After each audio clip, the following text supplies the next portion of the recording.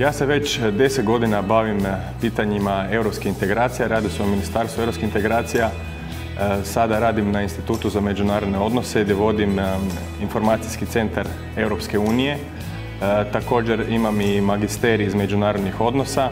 U svom stručnom radu, u svom studiju bavio sam se europskim integracijama, usmjeren sam na to studentskih dana. U političkoj komunikaciji smatram da se trebamo gledati na vrijednosti koje zastupa Europsku uniju. Znači, komunikacija u hrvatskom društvenom političkom životu mora biti europska, mora biti prožeta tolerancijom, uvažavanjem. Hrvatski europarlamentarac, a smatram da Hrvatska demokratska zajednica ima najbolje kadrove za europarlamentarce, mora na dostojanstven način predstavljati Republiku Hrvatsku, mora se znati ophoditi sa svojim kolegama iz svih zemalja članica Europske unije koje dolaze iz različitih kultura, od Portugala preko Njemačke do Estonije.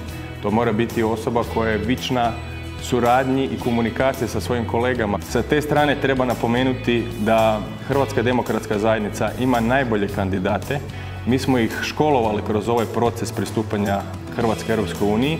Upravo u tom procesu smo dobili najkvalitetnije i najbolje ljude, jer je Hrvatska demokratska zajednica odradila taj posao pristupanja Republike Hrvatske Europskoj uniji. Sa te strane, sa puno ponosa, sa puno povjerenja možemo reći imamo stvarno najkvalitetnije ljude koji će na najdostojanstveniji, najreprezentativniji način predstavljati Hrvatsku na europskoj sceni u Europskom parlamentu.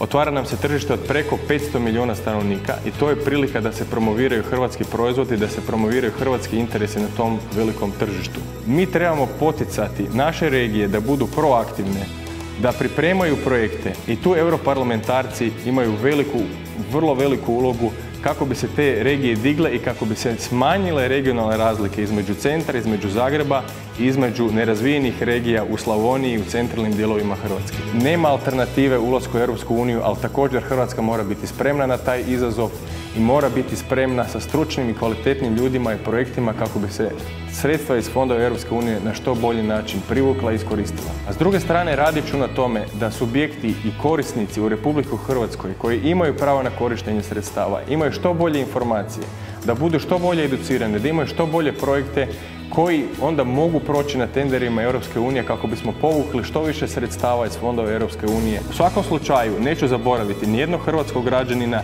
niti Hrvate u Bosni i Hercegovini. Smatram da su naši interesi zajednički i neraskidivi, da su tjesno povezani i smatram da zastupanjem hrvatskih interesa u Europskom parlamentu i Europskoj uniji zastupam i njihove interese i tu ne vidim nikakvu razdjelnicu. Vidim to kao isto pitanje i kao istu problematiku.